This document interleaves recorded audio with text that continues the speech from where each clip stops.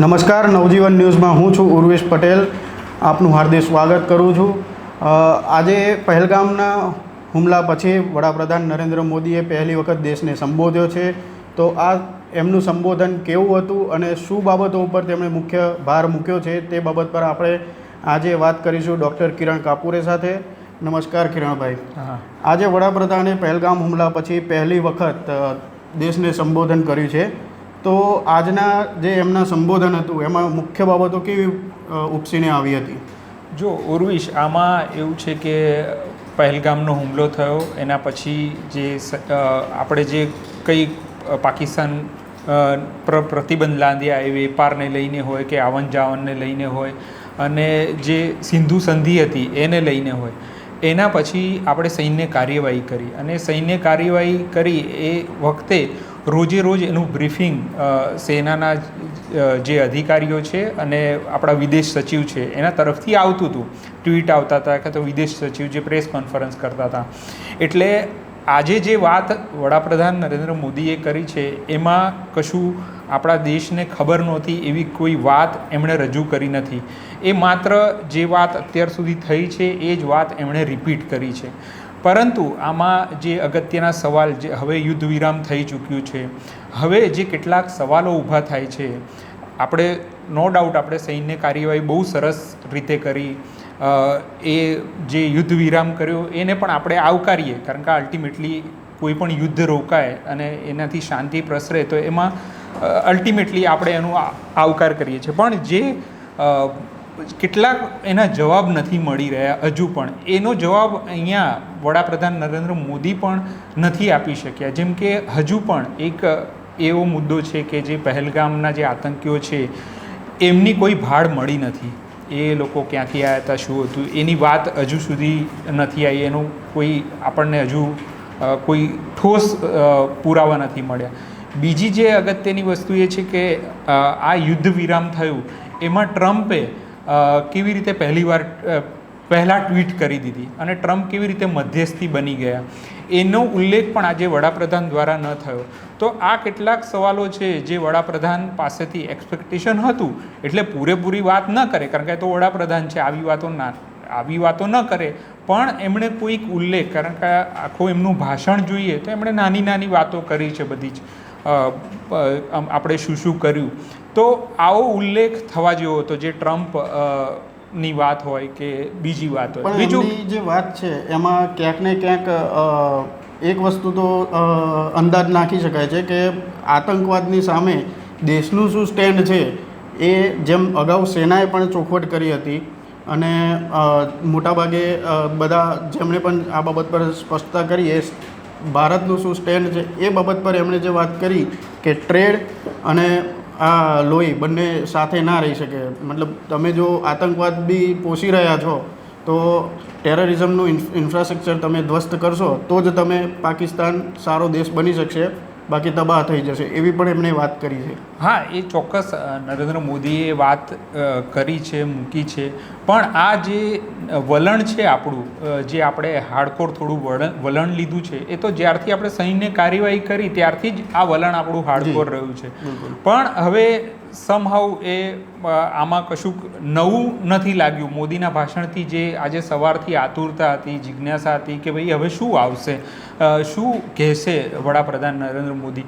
પણ આખી વાતમાં જે છેલ્લા 3 દિવસમાં 4 દિવસમાં જે સૈન્ય તરફથી વાતો કહેવાતી હતી એ જ વાત આજે વડાપ્રધાન તરફથી આવી. વડાપ્રધાનને એવું અત્યાર સુધી એવું હતું કે વડાપ્રધાન જે આટલા કાર્યવાહી થઈ, પહેલગામનો હુમલો થયો પછી એમનું કોઈ એવું નિવેદન, એમની કોઈ એવી વાત આવી નહોતી.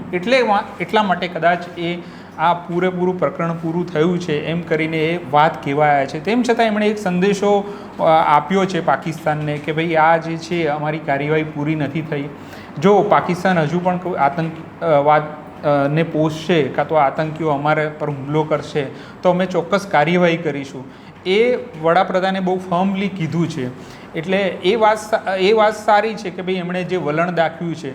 પણ આમાં પ્રશ્નો એ ઊભા થઈ રહ્યા છે કે ભાઈ કેટલીક જગ્યાએ કે આપણે સંઘર્ષ જે યુદ્ધ વિરામ જે જાહેર કર્યો છે એ યુદ્ધ વિરામ બહુ અચાનક જાહેર કર્યો છે. જ્યારે આપણા હાથમાં બાજી હતી, આપણે પાકિસ્તાનને વધારે દબોચી શકતા હતા.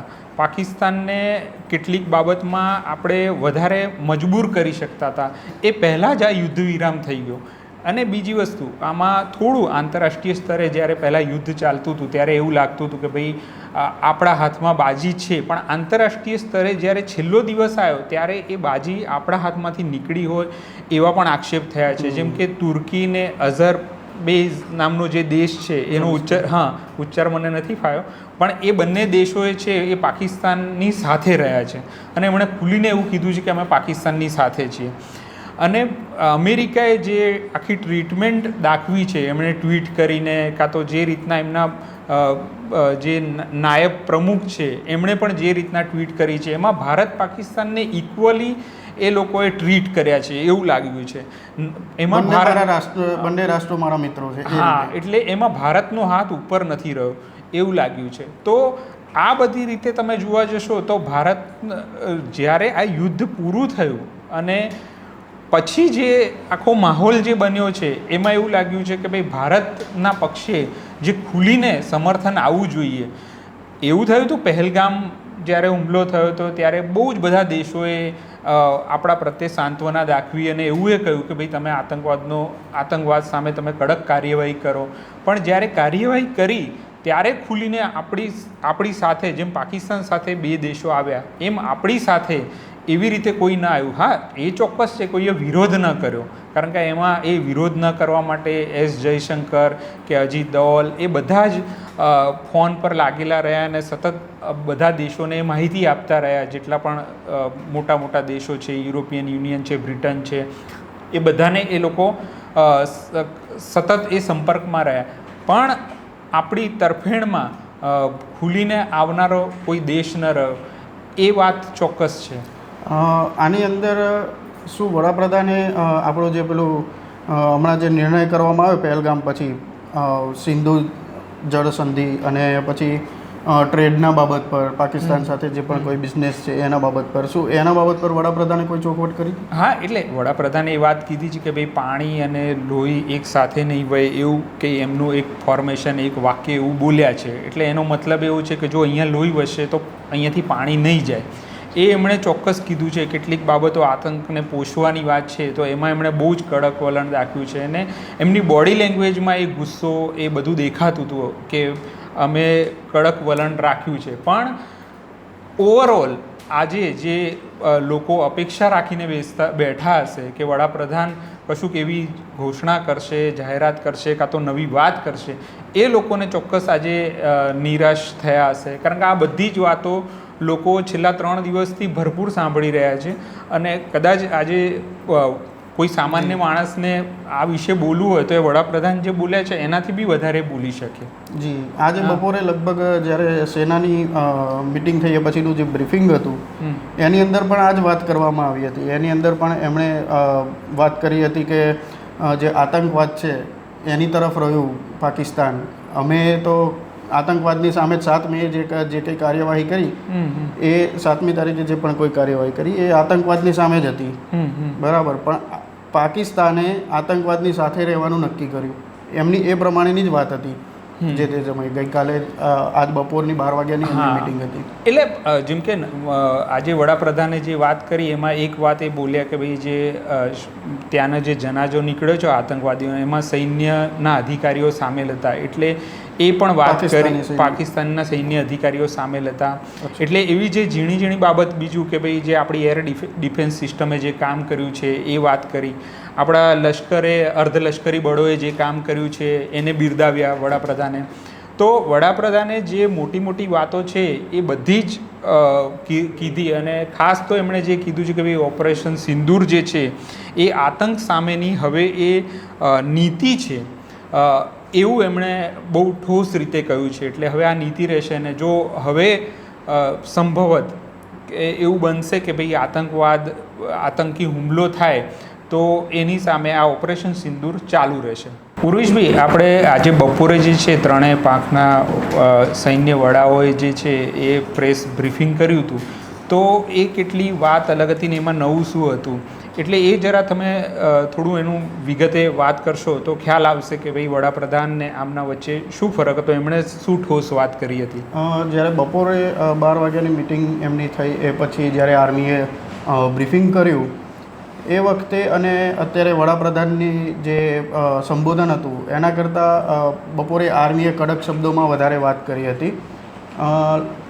જ્યારે ડીજીએમઓની આ મિટિંગની બ્રીફિંગ ચાલતું હતું ત્યારે એમણે કેટલીક બાબતો ઉપર વાત કરી કે ભય બિના પ્રીત નહીં, બરાબર, અબ રણ હોગા યાચના નહીં હોગી. તો અરજીઓની વાત નહીં, કોઈ આજીજીની વાત નહીં, પણ રણ થશે એમ. કોઈ પણ હશે તો અમે લડી લેવા માટે તૈયાર છીએ. અમારી ડિફેન્સ સિસ્ટમ કેટલી મજબૂત છે કે અમે કિલોમીટરો સુધી દુશ્મનના કોઈ પણ હથિયારને અંદર આવવા ના દીધું, એ પહેલાં અમે ધ્વસ્ત કરી દીધું અને ત્યાંના બેઝ જે છે એને પણ અમે કાર્યવાહી કરીને ધ્વસ્ત કર્યા.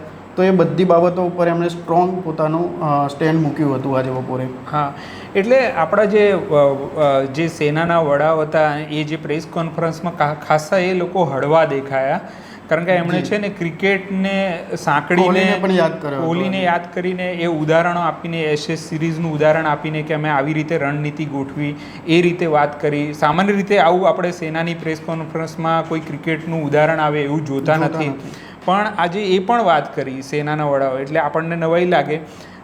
એટલે ખાસ એ સેનાના પક્ષે જે આપણને હળવાશ અનુભવાઈ એ વડાપ્રધાનને જ્યારે જોયો ત્યારે વડાપ્રધાન ગંભીર મુદ્રામાં હતા.